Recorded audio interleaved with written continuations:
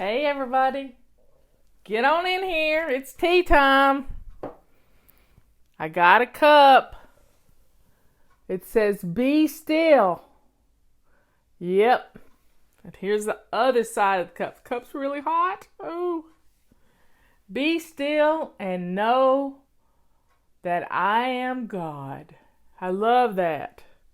Be still and know that I am God. There's my sisters. Come on at the same time. Get your tea. I'm ready. I got my teapot here. We're going to be pulling a little topic out of the teapot. So get on in here. I'm going to dig around. Let's see. I have 3 left in this teapot. I'm going to have to take some from the owl and put in here, because we're running out. I dropped one. Putting more in the teapot. Dropped another one. We don't want to miss any of them. So, we got a bunch in there. And that's the one I'm going to pull out tomorrow. Put the lid back on this one. And I have one in my hot little hand here. And we got 136 people in here, which I think it's about 1,000 and something. Because I don't think they tell me the truth. Because when I look at how many have been looking at us live, it's several thousand. Oh, this is a good one. This is a good one. Making FlyLady routines fit your family. Yeah, this is a good one. Good one. Now, many years ago when FlyLady started, and I was trying to mentor a bunch of people at one time. I mean, about 50 pairs of people. I was trying to mentor them because I tried doing a newbie would get a person who knew the system, and people fell by the wayside. And then FlyLady started, and I started. I just made everything kind of be generic. But guess what? Some people, I have a friend who works the graveyard shift. And she goes in at 6 o'clock at night and she gets off at 7 o'clock in the morning.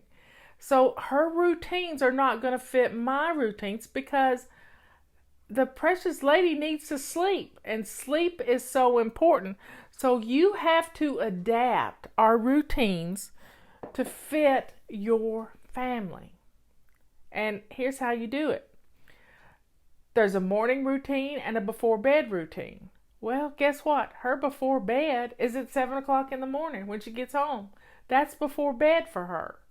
So she has to do her before bed routine, like taking off her makeup and getting ready to go to bed, because she needs to sleep 7 to 8 hours before she goes back to work the next day.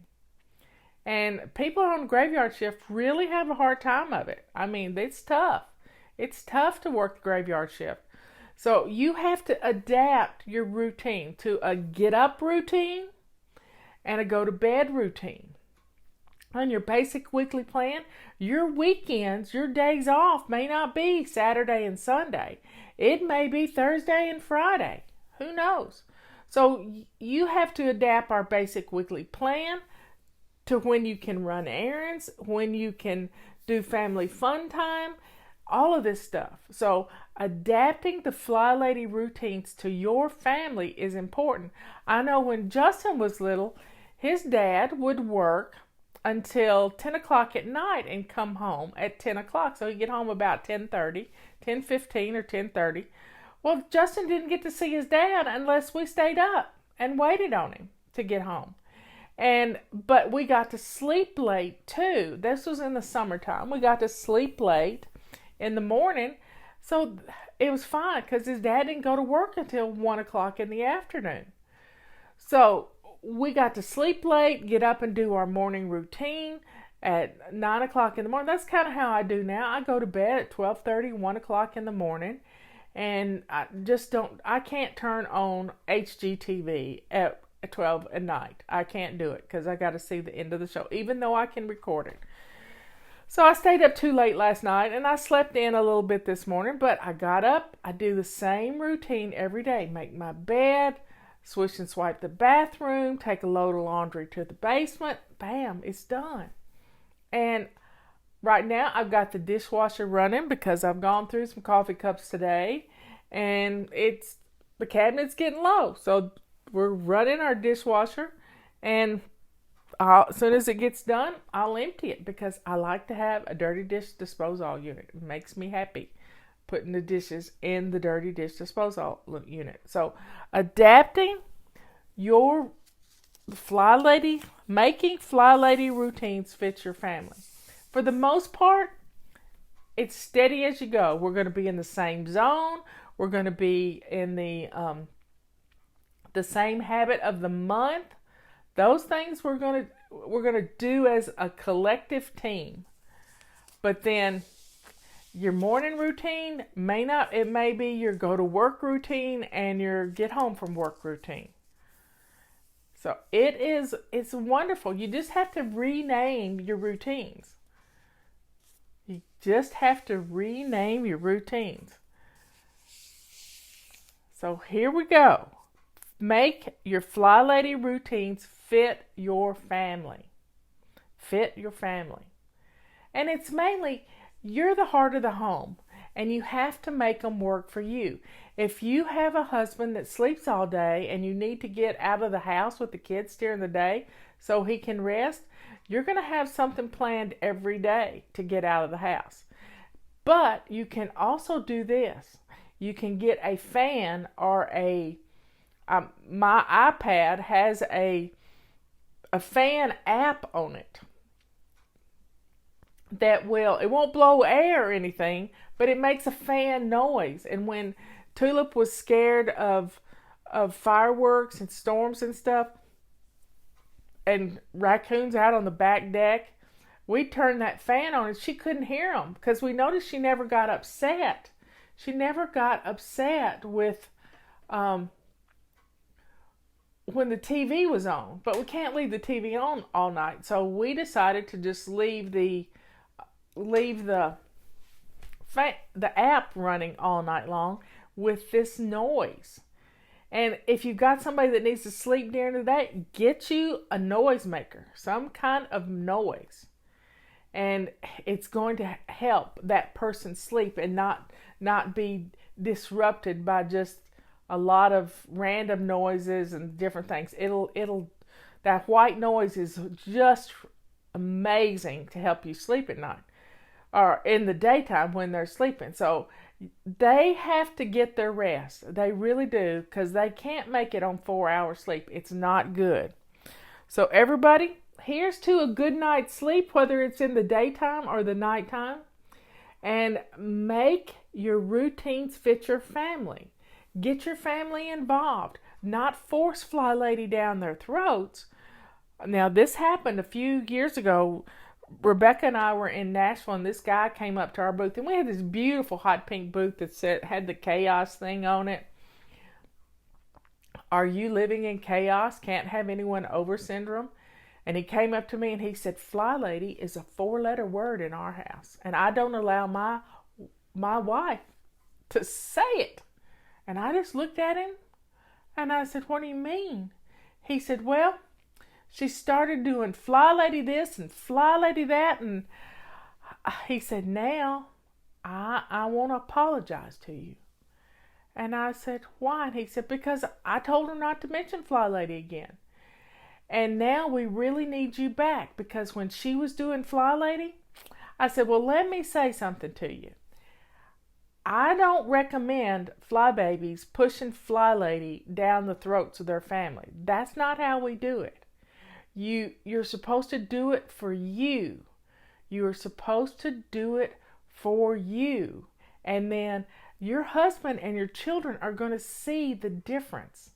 See the difference in your home. and they're going to want to jump on board. They're going to be scared to ask you what's going on for fear that, the other shoe's going to drop and you're not going to want to do whatever you're doing because they don't know. They don't know. So be kind to your family. Don't push FlyLady down their throat. Just put a smile on your face, and that's what the next few days are going to be about, is recognizing how your smile and your attitude affects your family. So if you're not getting our emails, you need to sign up for them today. Go to FlyLady.net and click on join and sign up and get our emails, because it is there's some powerful messages coming out about how our mouth and our attitude changes our whole family. Now, please don't sit around trying to figure out how you're going to adapt it to your family if you don't know how. If you don't know how already, just follow what we're doing. Jump in where we are and do what we can. And now, I have a morning routine and I have a before bed routine, and I can't get out of my before bed routine. It goes from eyes. I put drops in my eyes. I put my earplugs in. I have some nose spray that I use. I put chapstick on, and I do my wonderful nighttime routine that my lovely sister and brother-in-law have gotten me into. And I feel like $1,000,000 when I go to bed, because I'm taking care of me. I'm taking my nighttime supplements, and I take a magnesium, and it really helps me sleep. So having, I go eyes, ears, nose, mouth, and I've added my face to it. And I just do this, and it reminds me that I have one more thing to do. And it is wonderful how you get on this automatic pilot with your skincare, with your hygiene, with your medications. This automatic pilot makes everything just flow. You don't forget to take your blood pressure medicine, which I have a timer set to remind me at 9:00 to take my blood pressure medicine, because it makes me want to pee a lot, and I don't want to be up all night peeing. So I got 3 hours to get it out of the way, So folks, adapt to fit your family, but jump in where we are. If you don't know how to adapt it right now, and I've told you how, but don't stop that. Don't let that stop you from jumping in and doing your routines. A simple 3 to 5 step routine in the morning, or before when you're going to work, and then a simple 5-step routine going to bed. These things will change your lives. And they're just, as Scott Adams says, they're systems that keep your house in order, systems that keep you maintained. Yep, I love my maintenance. I love it. Love it, love it, love it. So folks, check out our routines. Sign up for our emails. I know you like to come here for tea time, but our emails coming in are powerful messages for you. They're going to change the way you think in here. They're going to do everything in the world to help you get rid of the chaos in your life. And we have all suffered with can't have anyone over syndrome. So I love you all. Please take some time today to just write your routines down. Where did I put? I found something. Well, this is what I keep my routines in. This is my travel one. This goes with me when I travel. But look at this. It's on a note card. It's all it is, a 4x6 note card. Morning routine, my office routine. That's it. Nothing fancy. Just written out. I have a different one for my office and a different colored for my personal stuff. Basic weekly plan for doing my weekly home blessing. I have a guide to testimonials. So you see, This is just a 4x6 photo album that you can get at the dollar store. So there's no excuse. You don't have to print anything out. You just take a Sharpie and start writing. And you keep it simple. Keep it simple. So everybody, here's to keeping it simple. The KISS method. Keep it simple, sweetie. Drink up.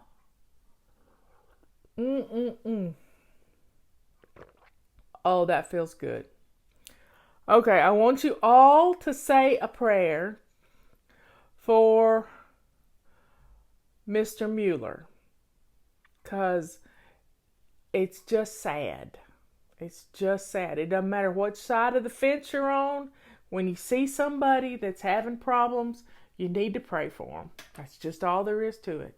So just pray, because it just looked sad yesterday. I felt bad for him. So here's to when people are sick, we need to pray for them. Pray for the sick. Pray for the people in prison. We just need to pray. And there's always somebody worse off than you are. I remember many, many years ago, my mentor, Rita Davenport, said she was given a conference, and this is just an amazing thing, and she had everybody write their problems out on a little piece of paper. And they put them all in a big hat. She didn't know nobody knew what was going on.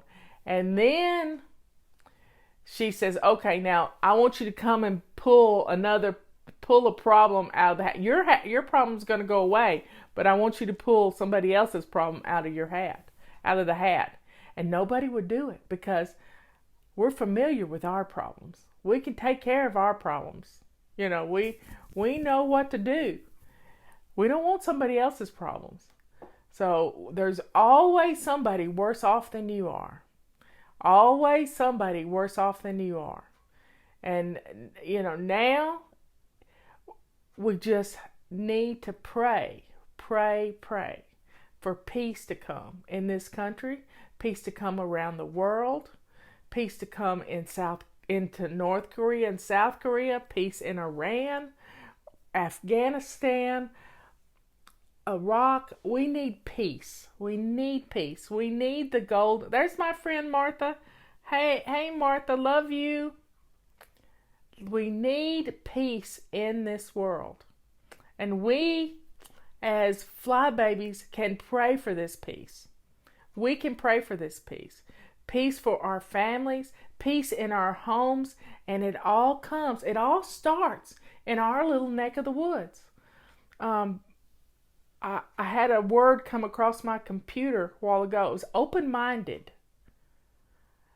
It means being aware of your own thoughts and not adhering to what other people are saying. Know in your heart what's right. Because God's going to take care of it. God's going to take care of it. We just have to give it to God and let God take care of it. And we need to be open-minded and kind and loving to everyone. I mean, we can't be hateful and expect people to follow you.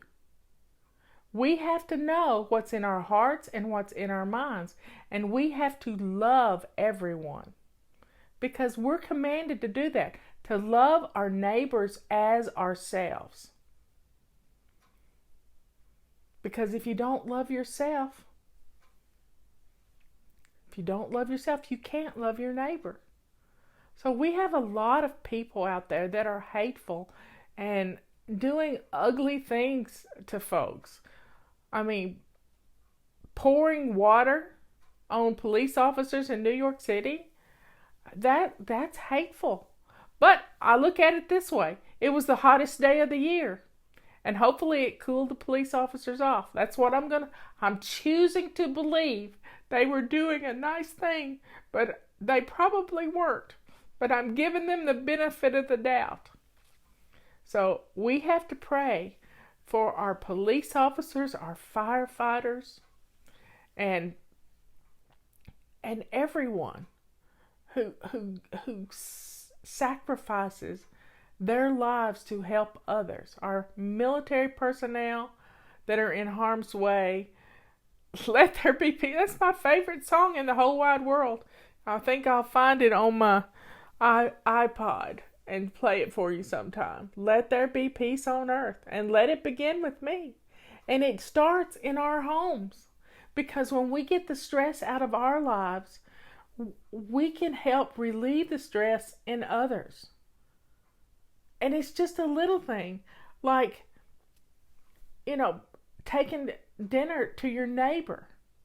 You've got some leftovers, you're fixing a big dinner, take dinner to your neighbor that's stuck in the house. We can do this. We can change the world. There's a poem out. I don't know what poem it is, and I've shared it before, but the hand that rocks the cradle is the hand that rules the world. It's not our politicians, y'all. It's us. We can make the difference. We can make this difference in our lives and the whole world if we will change the way we think about things and not let somebody tell us how to think. And I'm sitting here telling you how to think, but I'm telling you to think with an open-mindedness that gives you the ability to think. I mean, Robert and I don't agree on things politically. Does it affect the way we love each other? No. It doesn't. It does not affect the way we love each other. It's just we allow each other to be whole on our own. He doesn't control me. I don't control him. We come together as a family, and we laugh and we tease each other about the way we think. I mean, Robert is a libertarian and I'm a Republican. He doesn't believe in any, he doesn't want any more laws, and he made his whole career in the law. He said we don't need any more laws. Yes, Nancy, we can agree to disagree, but we have fun talking about it. We like to debate. It's good for us. And when you as somebody said yesterday, who was it? Somebody on TV yesterday. Oh, it wasn't. It was on a podcast last night. And it was Bill O'Reilly. I love Bill O'Reilly. He looks at things objectively. Now, some of you think he's, total right-winger, but he looks from both sides. And he's a good reporter, and I like to read his books. But he said his friend from Fox, Arthel Neville, thought about things differently, and she was his good friend. They didn't always agree on things, but he learned a lot from her. So we can learn from people we don't agree with. We just have to be willing and not shut them out because they're saying something. I make myself watch the left. I make myself watch the Democratic debates. I make myself watch the DNC campaign stuff. I watch it because I want to know. I don't want some talking head to tell me what they said, because they'll spin it. I want to hear it for myself. So next month we're going to be doing our laundry. This weekend I want you to get your laundry rooms in order and have some fun in your laundry room. Make your laundry room special, because you're going to be spending a lot of time in your laundry room getting things done next month. We're going to get a handle on our clothing. We're going to declutter kids' clothes that don't fit anymore. We're going to make room for new school clothes. We're going to do this. So, folks, I've been talking way too long this time. I got on my soapbox. Sorry. But we have to adapt our FlyLady routines for our families. I love you all. I will see you tomorrow morning. At 11 o'clock. And thank somebody today. I want to thank my sister Dina, because she suffers a lot sometimes. She's got a shoulder giving her problems. She's had a broken wrist. She's had four 4 knee replacements. 4 of them. And I was there for 2 of them. 4 knee replacements. She is a survivor. She is a survivor.